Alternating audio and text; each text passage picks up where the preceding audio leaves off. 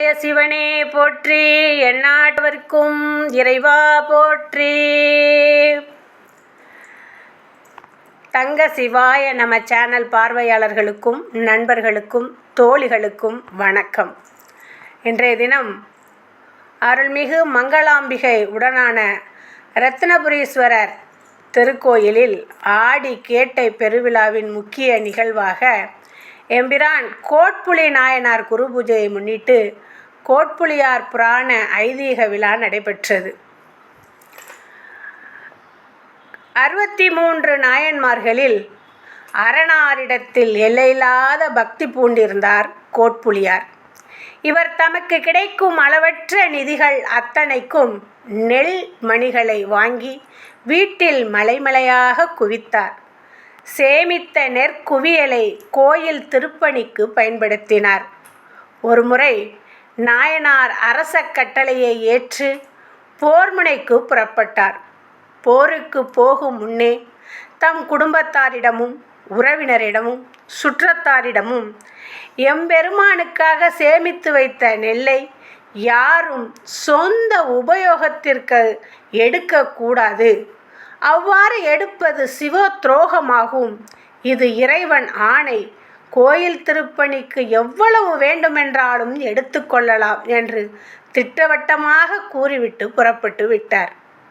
கோட்புலியார் சென்ற சில நாட்களுக்கெல்லாம் நாட்டிலே பெரிய பஞ்சம் ஏற்பட்டு விடுகின்றது. மக்கள் எல்லோரும் உணவு கிடைக்காமல் கஷ்டப்படுகின்றனர்.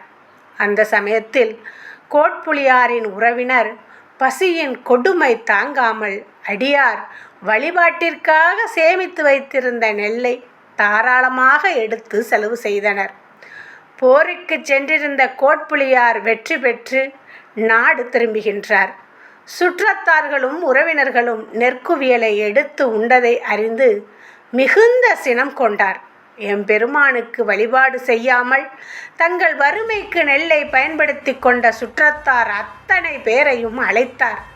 ஒருவரையும் தப்பி ஓடுவிடாதபடி காவல் புரிய செய்து தம் தந்தையார், தாயார், உடன் பிறந்தார், மனைவியர்கள், சுற்றத்தார்கள் ஆகிய அனைவரையும் வாளினால் வெட்டி வீழ்த்தினார். அதன் பிறகு அவரது வாளுக்கு தப்பி பிழைத்தது ஓர் ஆண் பிள்ளை மட்டும்தான்.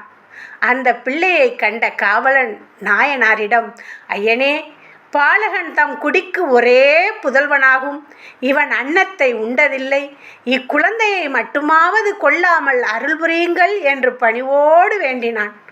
அவன் மொழிந்ததை கேட்டு மேலும் கோபம் வளர நாயனார், இப்பாலகன் அன்னத்தை உண்ணாவிட்டாலும் அன்னத்தை உண்ட அன்னையின் முளைப்பாலை உண்டவன் என்று கூறி அந்த குழந்தையையும் தமது வாளினால் இரு துண்டாக்கினார். அப்பொழுது சடைமுடி பெருமானார் விடையின் மீது ஏறி எழுந்தருளினார். அன்பனே, உன் உடைவாளால் உயிர் நீத்தோர் அனைவரும் பிறவி என்னும் பாவத்தை விட்டு அகன்றவராயினர். அவர்கள் சிவபுரியில் இன்புற்று வாழ்வார்கள். நீ இந்நிலையில் நம்முடன் அணைவாய் என்று அருள் புரிந்தார். கோட்புலியார் காட்டிய பக்தியின் சக்தி அனைவருக்கும் பிறவா பெருவாழ்வை கொடுத்தது.